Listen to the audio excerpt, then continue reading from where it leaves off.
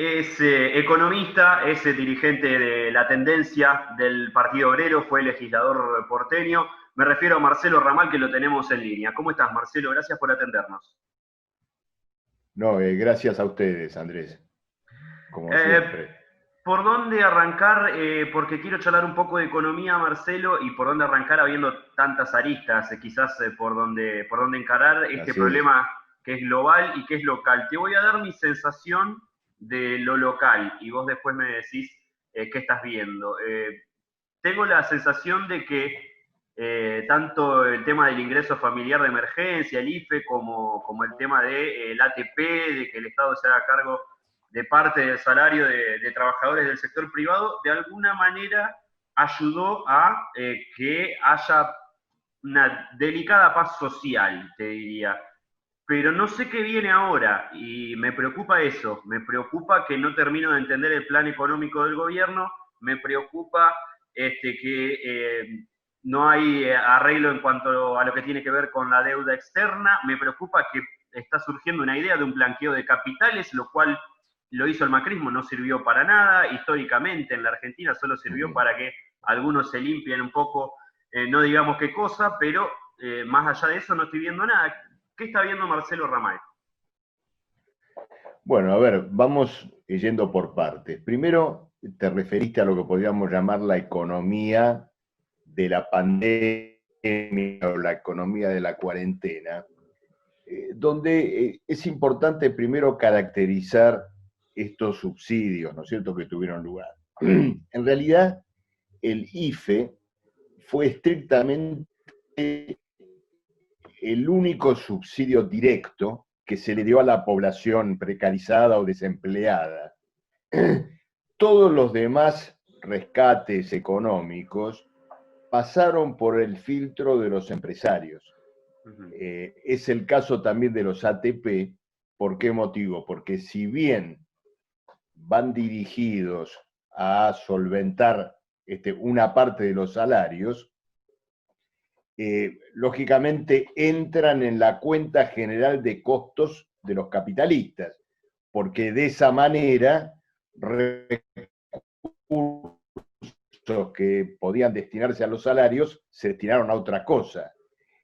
Una prueba de esto muy clara fue que el gobierno en un momento tuvo que condicionar los ATP a que las empresas que los tomaran no llevaran adelante operaciones en el mercado de divisas, Uh -huh. contado por liqui, bueno, todo este tipo de cuestiones. Es evidente que el propio gobierno había visto los riesgos y las consecuencias de hacer pasar todo este paquete de subsidios, ¿no es cierto?, por las manos del gran capital.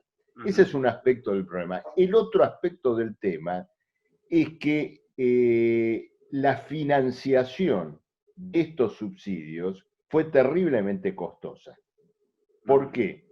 Porque la emisión incurrida para los ATP, los IFE y otras cuestiones, luego llevó a que el gobierno absorbiera esa moneda emitida, otorgándole a los bancos pagarés, letras, ¿no es cierto?, a cuenta de recuperar, ¿no es cierto?, una parte importante de esa emisión monetaria. Esas son las llamadas letras de liquidez, ¿no es Uh -huh. cierto?, las LELIQs, Uh que -huh. están rindiendo alrededor de un 40% anual, por encima de lo que es, ¿no es cierto?, hasta hoy la inflación prevista, y que implica un costo no solo importante, sino potencialmente espiralado, explosivo, Uh -huh. para el Estado y para el Banco Central, en la medida que esos vencimientos van a obligar a una mayor emisión para poder remunerar las letras que vencen y a su vez a nuevas absorciones de letras para que, ¿no es cierto?, esa bola de dinero no se dispare en el mercado. Uh Es -huh. decir, que estamos ante un esquema explosivo. Uno ve a raíz de eso también las razones por las cuales, en medio de una recesión económica tan aguda, persiste la inflación, ¿no es cierto? Porque evidentemente con toda una parte del sistema financiero apostando a una inflación y apostando a una devaluación, esto tiene que estar, ¿no es cierto?, latente en forma muy, muy fuerte. Te incorporo un elemento que hace a esta situación que yo podría decir, o estos mecanismos parasitarios, ¿no es cierto?, que tenemos hoy. El gobierno también afronta la pandemia con otra financiación, que es esto que se está llamando el mercado de deuda pública en pesos. Es decir, títulos de deuda en dólares o pesos han sido reconvertidos o canjeados a pesos con un sistema de indexación con la inflación o con el dólar. Es decir, son títulos especificados dolarizados. Un pagaré que implica, digamos, una mochila muy pesada de sobrellevar, ¿no es cierto?, sobre el sistema económico, que el Estado solo podrá licuar en base a una devaluación futura, ¿no es cierto?, a una hiperinflación. Vos fíjate que todo esto tiene, digamos, va construyendo como dos platillos en la balanza.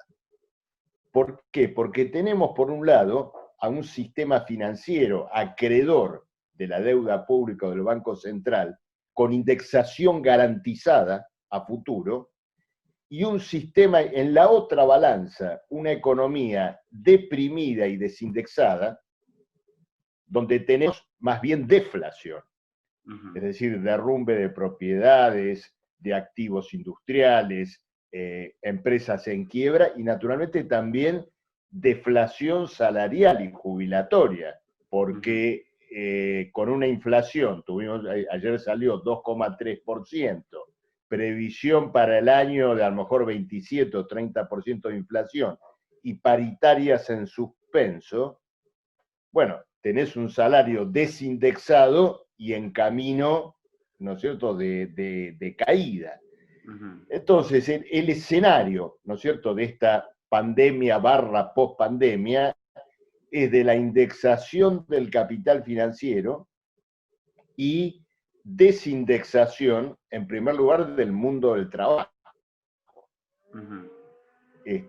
Naturalmente que esto digamos, crea condiciones, ¿no es cierto?, para todo aquel que está pensando en lo que va a ocurrir con el salario, con las jubilaciones, sin duda, ¿no es cierto?, muy preocupantes a futuro.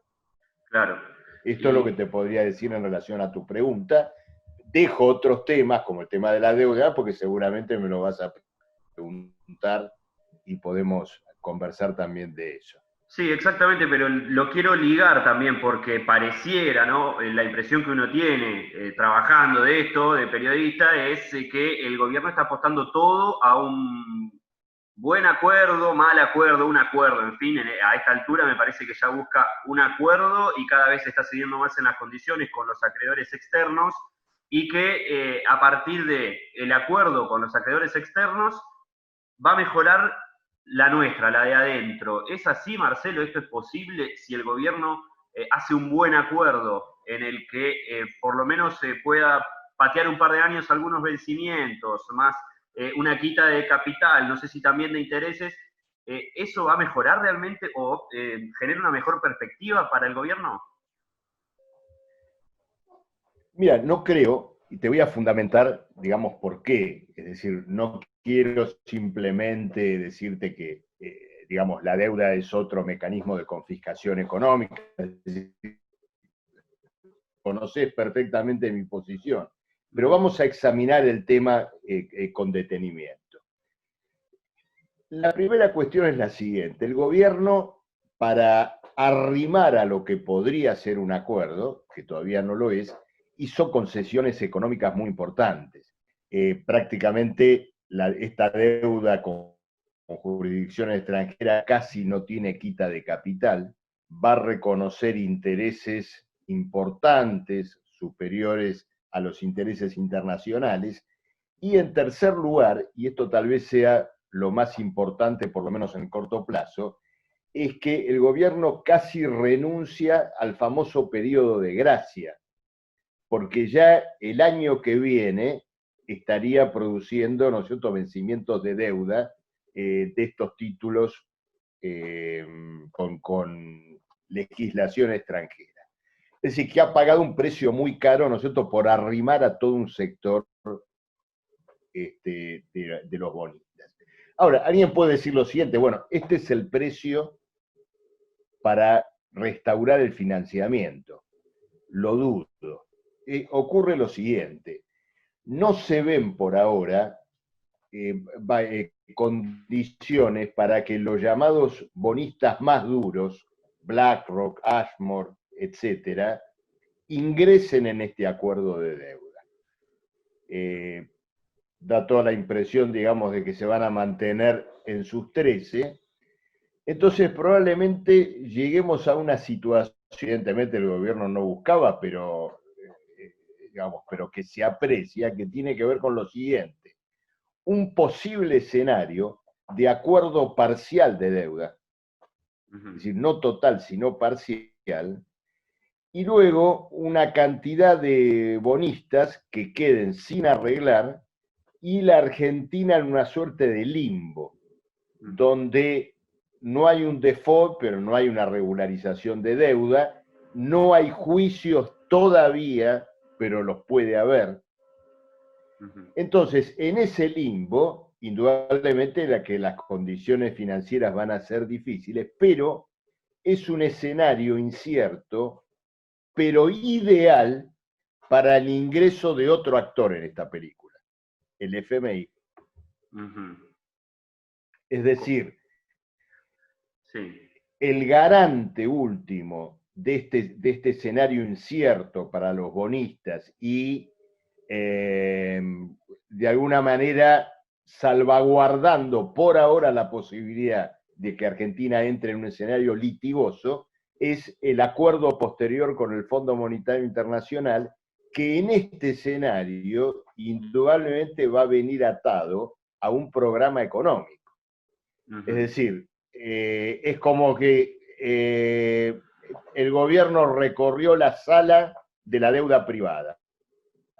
Salió de esa sala con algunos arreglos y algunos desarreglos. Entra en la segunda sala de este juego, que es el FMI. Entonces el FMI dice, bueno, ¿qué te pasa? Bueno, me pasa esto, muy bien. Vamos a poner un paraguas sobre todo esto en base a un programa económico. Y el programa económico lo podemos imaginar. Es decir, el FMI va a proponer un ajuste fiscal, va a colocar seguramente el acento en una nueva reforma jubilatoria que apunte, ¿no es cierto?, entre otras cosas, a consolidar, ya no en forma optativa, sino segura, obligatoria, un aumento de la edad jubilatoria. Y bueno, en este escenario, habilitar una serie de condiciones que no creo bajo ningún punto de vista que sean favorables para los trabajadores, obviamente para los jubilados tampoco. Este es el escenario que se está configurando en torno de la situación de la deuda. En un momento internacional donde digamos, hay un escenario de deudas públicas absolutamente gigantesco que pone, creo que en un cono de sombras, la sustentabilidad del conjunto de las deudas soberanas o de buena parte, ¿no es cierto?, de las deudas soberanas. Entonces creo que este escenario, ya yendo al plano político, va a colocar al gobierno ante una crisis importante, porque en cierto modo naturalizábamos al macrismo, llevando adelante, digamos, primero un proceso de endeudamiento y luego un acuerdo con el FMI. Que este gobierno, que de alguna manera asumió sobre las premisas antagónicas, derive, ¿no es cierto?, en esta salida, bueno, sin duda que va a dar lugar, ¿no es cierto?, a un choque, en primer lugar, con la propia base popular, con los trabajadores, y luego seguramente con choques y desgarramientos políticos importantes. Ahora, supongamos, Marcelo, que este gobierno quiere hacer nestorismo, y me refiero a Néstor Kirchner, año 2003, 2004, quiere producir, exportar. En este momento el mundo está comprando algo, el precio de las commodities, ¿cómo está? ¿Eso se puede hacer hoy en Bueno, día o ese escenario no existe? vos un poco casi te respondiste a vos mismo, es decir, el nestorismo era de la soja $600 la tonelada. Hoy ese escenario está virtualmente cancelado. Tenemos un cuadro internacional muy complejo. Eh, Mirá, tuvo poca difusión el hecho de que China, la semana pasada, colocó una restricción a los retiros de fondos de los bancos.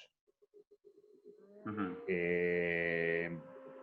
Algo que bien leído, ¿no es cierto?, es muy parecido a un corralito.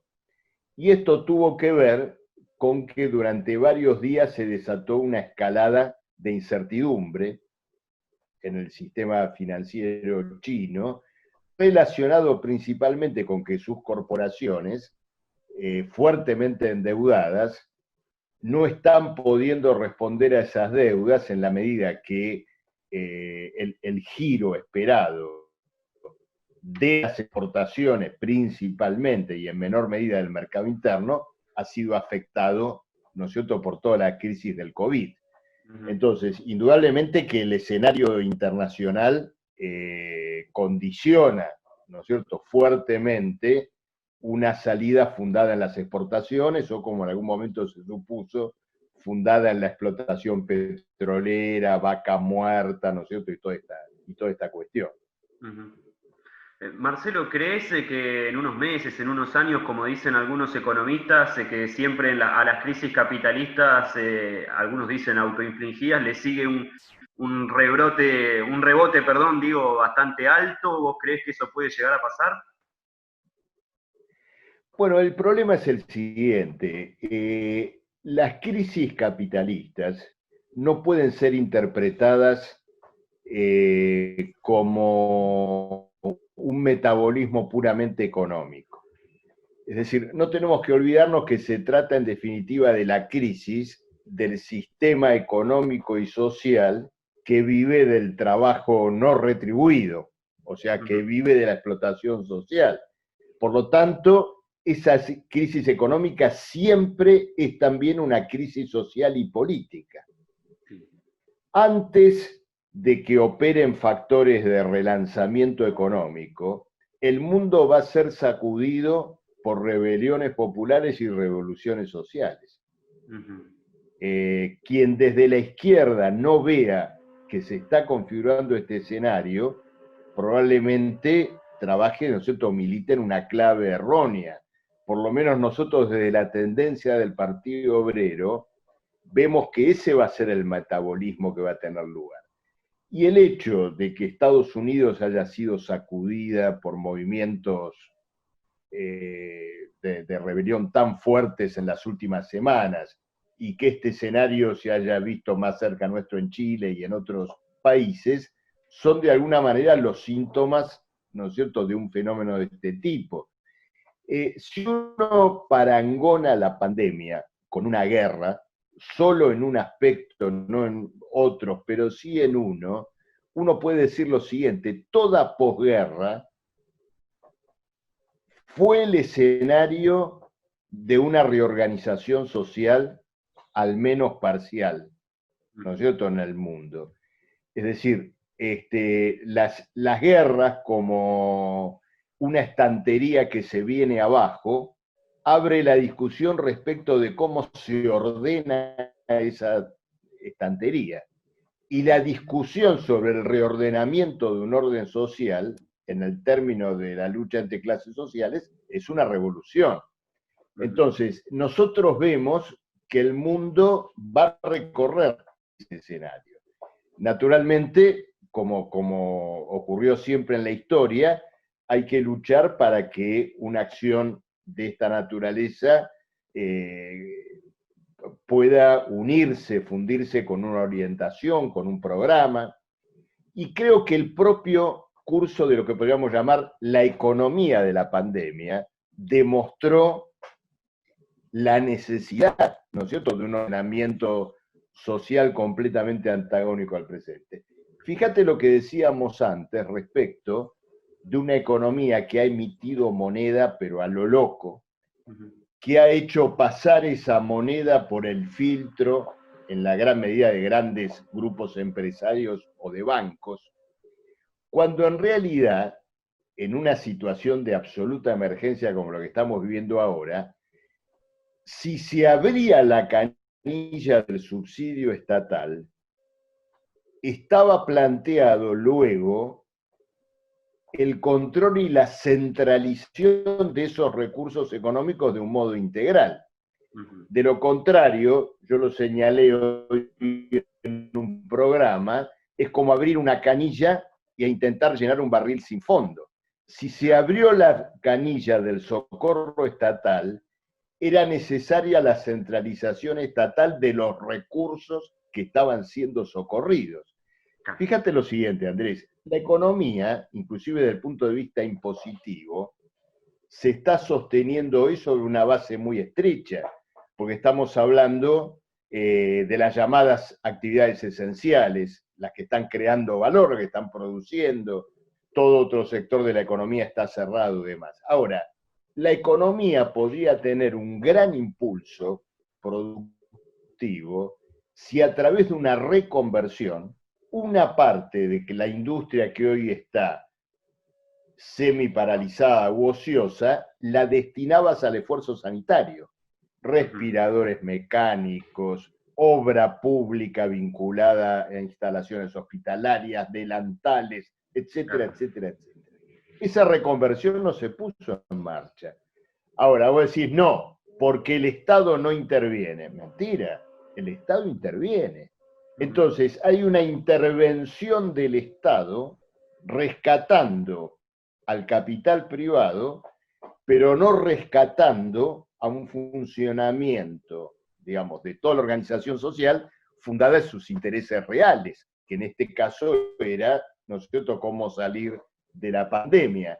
Esta crítica nuestra, lo que podríamos llamar una crítica socialista de la gestión capitalista de la pandemia, creo que sirve mucho de ruta de señalamiento respecto de a dónde, para nuestro juicio, debe dirigirse la sociedad a la salida de esta gran crisis.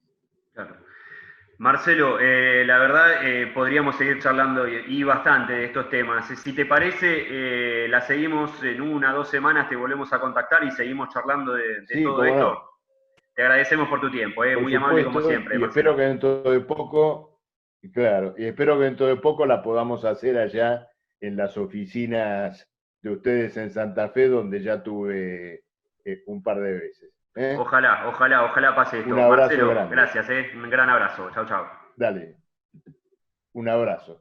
Adiós.